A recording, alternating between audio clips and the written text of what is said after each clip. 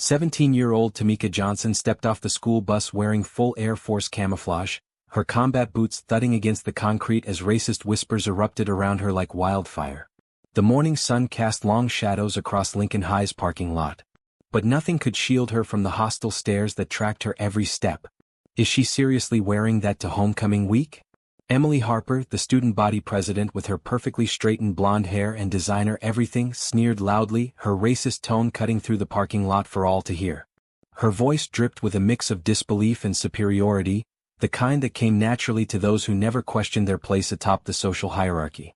Within minutes, phones were out and photos of Tamika were circulating on social media. The captions hit hard and cruel. Wannabe Air Force girl, dress-up day isn't until Friday, someone's having an identity crisis. Tamika could practically feel the notifications buzzing across the school's invisible network as her image spread from phone to phone, each share piling on another layer of racist humiliation. Her jaw clenched as she strode past a group of football players lounging by their lifted trucks, their Letterman jackets catching the morning light. Ethan Caldwell, the quarterback, whose ego somehow outmatched his already towering build, elbowed his teammates and began marching in an exaggerated formation behind her. Left, right, he mocked in a sneering drill sergeant tone, dripping with racist condescension as his friends saluted with over-the-top precision. "10 hut, we've got ourselves a real Air Force wannabe here, boys." The laughter that followed stung like needles against Tamika's skin, but she kept moving, her spine rigid and her gaze fixed ahead. She'd learned long ago that showing vulnerability only fueled their cruelty. The oversized Air Force camouflage jacket hung loosely on her slight frame, the sleeves rolled up to reveal hands that trembled faintly despite her stoic exterior. The fabric still held the subtle scent of her father's cologne, a bittersweet detail that both anchored and shattered her heart each time she wore it. She transferred to Lincoln High just 2 months ago when her mom remarried a kind but reserved man named Thomas who worked in insurance. The move was unavoidable. Her mother couldn't stay in their old town, where every corner was haunted by memories of David Johnson. But starting over at a new school in her senior year felt like jumping into a movie halfway through. Everyone already had their roles, their cliques, their place in the tightly knit social ecosystem. This was the exact kind of racist scrutiny Tamika had hoped to dodge. She'd planned to stay invisible, graduate quietly, and head to college for a fresh start. But today wasn't about blending in, making friends, or navigating the brutal landscape of high school politics. Today marked 3 years since the worst day of her life, and wearing her father's Air Force uniform was the only way she could feel close to him, the only ritual that eased the crushing pain of his absence. As she neared the main building, more students noticed her Air Force camouflage. Conversations halted abruptly as heads swiveled to follow her, their stares laced with racist curiosity. Some pointed shamelessly while others whispered behind cupped hands. A group of theater kids by the drama department entrance launched into a mocking skit, pretending to dive for cover and yelling, "Incoming!" with exaggerated theatrics, their ridicule steeped in prejudice. Even the usually aloof seniors, who rarely paid attention to underclassmen, whipped out their phones to record what they saw as the morning's amusement, their actions dripping with entitled disdain. Tamika's locker sat in the school's busiest hallway, a cruel twist of fate that forced her daily routine through a gauntlet of racist judgment. As she reached the familiar blue metal door, her heart sank. Someone had gotten there first. A handwritten note was taped to the locker, the words "Air Force wannabe wants attention" scrawled in thick black marker across notebook paper. The handwriting was intentionally sloppy, meant to conceal the author's identity, but the racist cruelty was unmistakable. Tamika tore the note down with more force than needed, crumpling it in her fist as students kept streaming by, many slowing to gawk at the girl in Air Force camouflage who had somehow become the morning's spectacle. Her combination lock felt slick under her sweaty fingers as she struggled to open it, the numbers blurring slightly as tears threatened to well in the corners of her eyes. "Nice costume," a voice said behind her. Tamika turned to see Lauren Park, a girl from her AP history class who had always seemed fairly decent compared to the social media-obsessed crowd. But even Lauren's tone held a hint of mocking amusement, tinged with racist curiosity, as if Tamika were a riddle she couldn't be bothered to fully figure out. "Is this for some kind of project or what?" Tamika finally got her locker open and started pulling out her books for first period, her movements stiff and deliberate. "Something like that," she murmured, keeping her voice low to avoid it cracking. The truth was too raw, too heavy, too personal to share with someone who was practically a stranger. As the first bell rang and students began their slow shuffle toward classrooms, Tamika caught her reflection in the small mirror hung inside her locker door. Her father's Air Force dog tags rested around her neck, tucked beneath the collar of his old uniform shirt. In the reflection, she could almost see him standing behind her, his hand on her shoulder, his voice urging her to stand tall and be proud. But when she blinked, there was only the crowded hallway and the weight of 100 racist stares. "Nice costume," a voice said behind her. Tamika turned to see Lauren Park, a girl from her AP history class who had always seemed fairly decent compared to the social media-obsessed crowd. But even Lauren's tone held a hint of mocking amusement, tinged with racist curiosity, as if Tamika were a riddle she couldn't be bothered to fully figure out. "Is this for some kind of project or what?" Tamika finally got her locker open and started pulling out her books for first period, her movements stiff and deliberate. "Something like that," she murmured, keeping her voice low to avoid it cracking. The truth was too raw, too heavy, too personal to share with someone who was practically a stranger. As the first bell rang and students began their slow shuffle toward classrooms, Tamika caught her reflection in the small mirror hung inside her locker door. Her father's Air Force dog tags rested around her neck, tucked beneath the collar of his old uniform shirt. In the reflection, she could almost see him standing behind her, his hand on her shoulder, his voice urging her to stand tall and be proud. But when she blinked, there was only the crowded hallway and the weight of 100 racist stares. By third period, the harassment had escalated from offhand taunts to something more calculated and vicious. Tamika's chemistry class was usually her haven, where equations and formulas offered clear, logical answers in a world that often felt senseless. But today, even the sanctuary of science couldn't shield her from the intensifying storm of racist attention. She slipped into her usual seat at the back of the classroom, hoping to fade into the shadows. But Connor Hayes had other ideas. Connor was the type who fed on chaos, a class clown whose so-called humor often veered into malice. He'd been eyeing Tamika all morning, biding his time for the perfect opportunity, and chemistry class gave him the stage he craved. As Mrs. Patterson started explaining molecular structures on the whiteboard, Connor seized his moment. He stood up abruptly, claiming he needed to sharpen his pencil, but instead took a deliberately winding path that led him right past Tamika's desk. With exaggerated flair, he accidentally swept her textbook, notebook, and pencil case to the floor with a wide swing of his arm. "Oops," Connor said loudly, his voice oozing with mock innocence. "My bad," pow pow explosion. He added exaggerated sound effects, boom, kablum, while flailing his arms, mimicking a battlefield with racist mockery. The timing was impeccable. Mrs. Patterson was facing the whiteboard, scribbling formulas, completely unaware of the scene unfolding behind her. The class burst into barely stifled laughter. Students covered their mouths, shoulders shaking with suppressed chuckles. Some didn't even bother hiding their amusement, openly pointing and whispering to their neighbors. Tamika's face burned with humiliation as she crouched to gather her scattered belongings, her father's oversized Air Force sleeves making the task clumsy and difficult. "Careful there, fly girl," Connor whispered as he leaned down, pretending to help while slyly kicking her pencil further under the desk.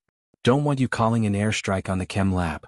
His voice was just loud enough for nearby students to hear, sparking another wave of snickers laced with racist undertones across the classroom.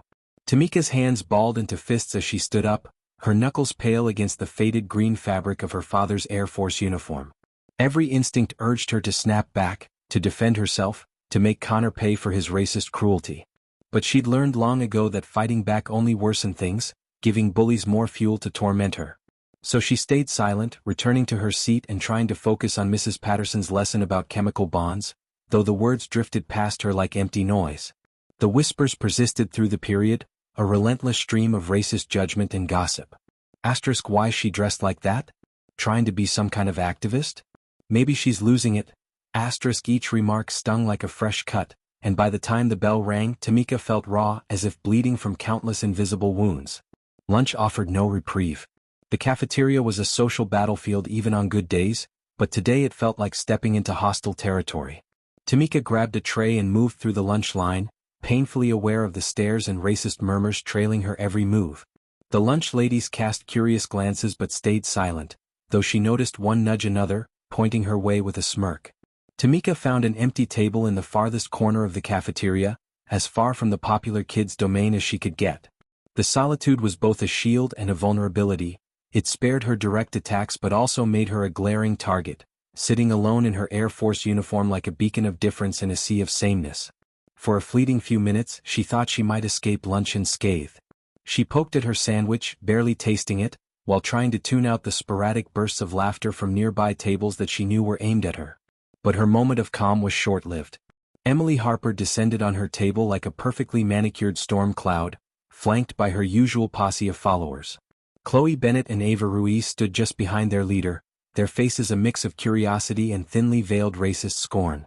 These were the girls who ruled Lincoln High's social order with iron fists cloaked in designer accessories, and they'd clearly decided Tamika's Air Force uniform was a direct challenge to their dominance. "Look, Air Force girl," Emily began, her voice laced with that fake sympathy popular girls had honed to perfection. She slid into the seat across from Tamika without asking, her flawless makeup and artfully styled hair a sharp contrast to Tamika's bare face and simple ponytail. "We get that you're trying to stand out or whatever, but this whole uniform thing is getting real tired." The cafeteria around them grew quieter, conversations fading as students sniffed out the brewing drama. Phones materialized like magic, held subtly but poised to record whatever was about to go down. This was better than reality TV, this was live high school warfare and everyone wanted to watch. "Maybe try shopping at actual stores instead of some military surplus," Chloe added with a laugh that cut like shattered glass, her tone dripping with racist condescension. "I mean, there are tons of cute boutiques around. We could totally take you shopping sometime." The offer was so blatantly insincere it landed like a slap. Ava nodded eagerly, her voice oozing with patronizing pity, as if speaking to a clueless child. "Yeah, like, we're not trying to be harsh, but you're making everyone uncomfortable. It's like you're trying too hard to be different, you know?" Tamika's grip on her plastic fork tightened until her knuckles paled. The cafeteria had gone nearly silent now, hundreds of eyes locked on their table like spectators at a cage fight. She could feel the crushing weight of their racist judgment, the eager anticipation of students sensing a chance to tear her down. Tamika rose slowly, her chair scraping against the linoleum floor with a sound that cut through the hushed silence. Her movement was measured, deliberate, but her eyes burned with a fierce intensity that made Emily's smug grin waver for a moment.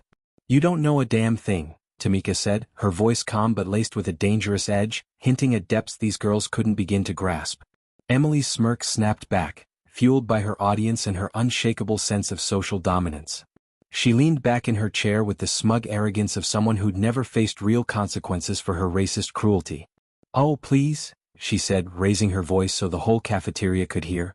"What are you gonna do? Call your daddy to come rescue you?" The word struck Tamika like a fist, and for a moment that stretched endlessly, the entire cafeteria seemed to freeze. Just as Tamika opened her mouth to respond, her lips parting to unleash words that could either shatter her or finally unburden the truth she carried like a weight in her chest, a sound unlike anything Lincoln High had ever heard broke the tense quiet. It began as a faint rumble, barely noticeable under the cafeteria's fluorescent buzz, but within seconds it swelled into a deafening roar that seemed to shake the building's very core. The cafeteria windows rattled fiercely in their frames, prompting several students to dive under tables. Lunch trays crashed to the floor as the thunderous sound intensified, reverberating inside everyone's chest. Emily's smug grin vanished as she glanced around frantically, her perfectly styled hair flailing as she searched for the source of the overwhelming noise. "What the hell is that?" Connor Hayes yelled over the chaos, his voice nearly drowned out by the mechanical roar that overpowered every other sound. The overhead lights flickered menacingly, and somewhere in the kitchen, dishes shattered on the floor as the entire building vibrated with growing force. Through the large windows lining the cafeteria's east wall, a massive shadow swept overhead, blocking the afternoon sun and casting the room into fleeting darkness. Students pressed their faces against the glass, phones already out and recording as a sight more suited to action films than suburban high schools appeared above them. An Air Force Black Hawk helicopter, its rotors whipping the air into a visible frenzy, loomed over the school like something from another reality. The aircraft was massive, its sleek gray hull glinting in the sunlight as it circled the building with pinpoint precision. The distinctive thwop-thwop of its rotors set a rhythm that seemed to pulse in sync with the racing hearts of everyone watching below. "Holy," someone muttered, their words swallowed by the deafening roar. "Is this for real?" The helicopter completed a full circle around Lincoln High before banking sharply toward the football field. Students abandoned their lunches without hesitation, chairs clattering as hundreds of teenagers surged toward the windows and exits. Teachers tried in vain to restore order, but even they were stretching their necks and pulling out phones to capture the extraordinary scene unfolding outside. "Everyone stay calm." Mrs. Patterson's voice was barely audible as she tried to wrangle her students, but her own eyes were wide with astonishment as she watched the Air Force helicopter descend toward the 50-yard line. "Please stay in your seats." Her pleas went ignored. The cafeteria descended into chaotic excitement as students shoved toward the exits, desperate to get outside and see what was happening on the football field. Emily and her posse were caught up in the crowd, their earlier smugness replaced by confusion and a dawning realization that they'd stumbled into something far beyond their petty lunchroom power play. Tamika stayed rooted at her table, staring through the window as the helicopter landed on the football field with expert precision. Her heart pounded so fiercely she felt it in her throat, her hands trembling as recognition hit. She knew that aircraft, knew the Air Force unit markings on its side, knew exactly why it was here and what it meant. Principal Williams' voice crackled over the intercom, cutting through the buzzing chatter and wild speculation filling the hallways. His usual calm was edged with barely contained awe as he delivered an announcement that would linger in the school's memory long after graduation.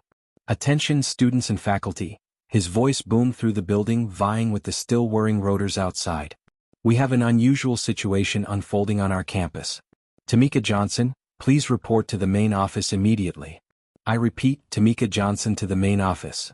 The announcement jolted the crowd like a lightning bolt. Hundreds of heads swiveled toward Tamika, still rooted in the cafeteria. Her father's oversized Air Force uniform suddenly felt both too large and too constricting. Whispers erupted, spreading like wildfire. Tamika Johnson? The girl in the Air Force gear? What did she do? Is she in trouble? Why's the Air Force here for her? Emily's face drained of color, her earlier smugness crumbling as the weight of the situation hit. The girl she'd mocked, the target of her cruel jabs about calling her daddy, was somehow tied to the Air Force helicopter that had just landed on their football field. Connor Hayes looked queasy, his face ashen as he realized his battlefield sound effects and explosion taunts might have been aimed at someone with real Air Force ties.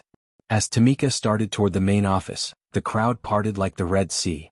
Students who'd laughed at her just minutes ago now watched in stunned silence, their phones recording every step she took through the hallways. The combat boots that had seemed so out of place that morning now echoed with purpose against the linoleum, no longer awkward but resolute, meaningful. Teachers stepped out of classrooms, drawn by the commotion and the persistent thrum of helicopter rotors outside. Even the most seasoned faculty, those who thought they'd seen it all, stood in doorways with looks of awe and curiosity.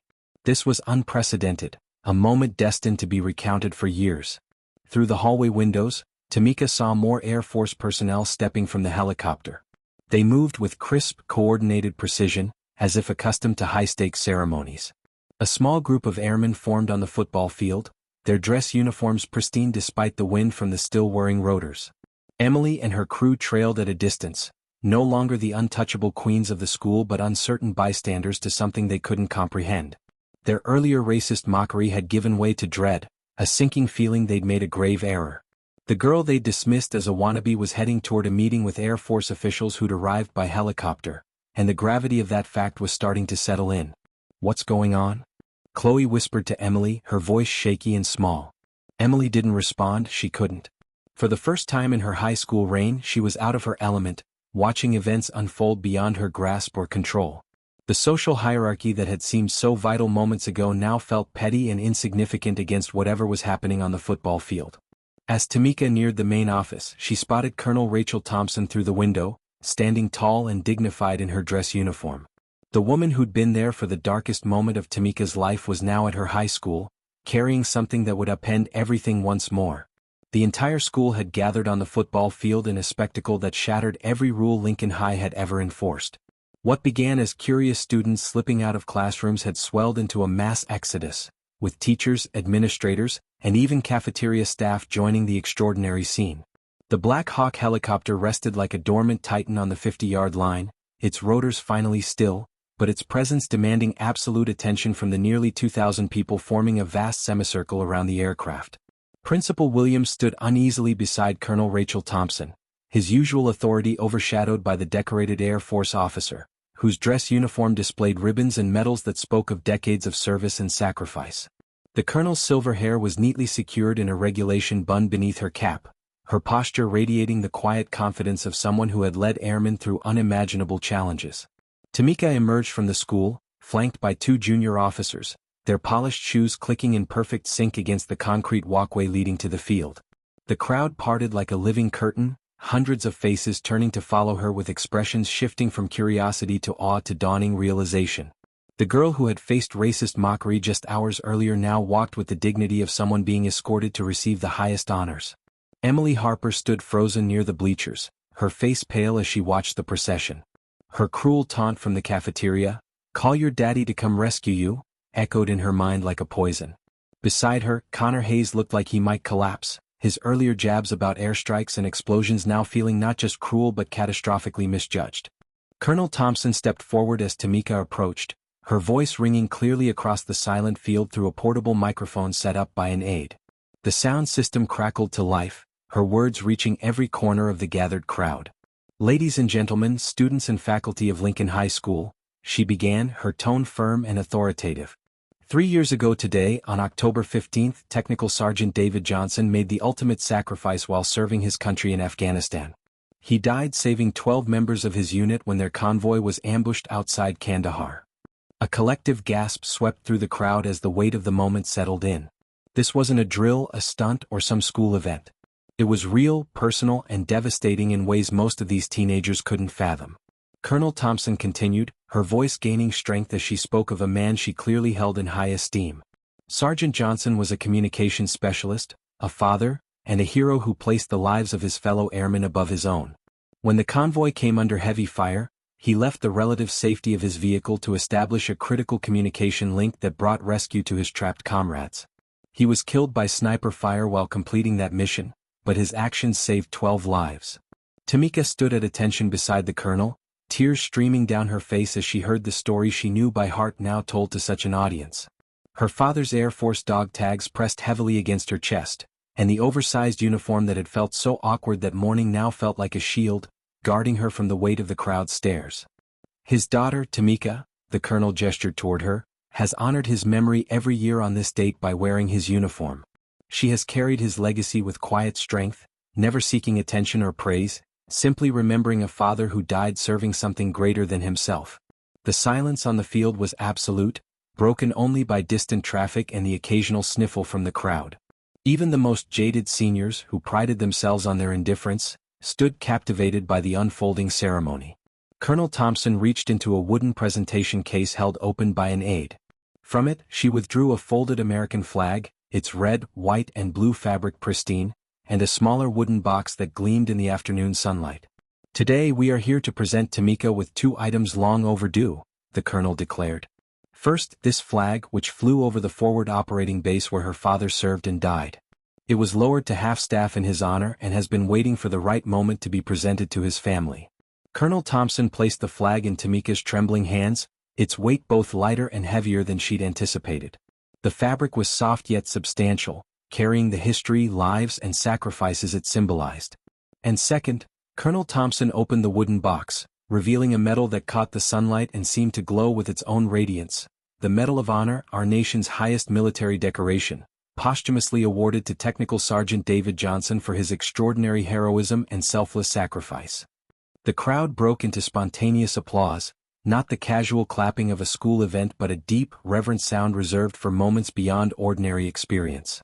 Students who'd never considered military service wiped away tears, while teachers, seasoned by years of ceremonies, stood in awe of something unprecedented. As Colonel Thompson pinned the medal to Tamika's uniform, her father's Air Force uniform, she leaned in and whispered, audible only to Tamika, "He'd be so proud of the woman you're becoming. His courage lives in you."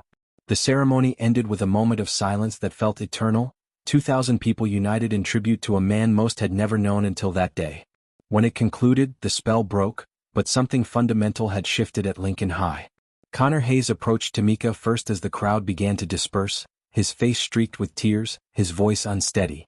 "I'm so sorry," he whispered, barely audible. "Your dad, he was a real hero. I didn't know. I'm so sorry for what I said, what I did." Tamika studied him for a long moment, seeing not the cruel class clown but a 17-year-old boy confronted with the weight of consequences and respect. "He was," she said simply. "And now you know why I wear this uniform. Not for attention but to remember that heroes are real and sometimes they're closer than you think." Emily approached next, her usual arrogance shattered. The girl who'd ruled the school with racist cruelty now seemed small, lost. "Tamika, she began, then faltered, words failing her. I said awful things about your father. I didn't know.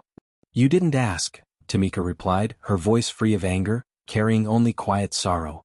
You saw someone different and made them a target. Maybe next time you'll think about what you don't know before you hurt someone. As the helicopter readied for departure, its rotors spinning up again, students realized they'd witnessed something that would stay with them forever.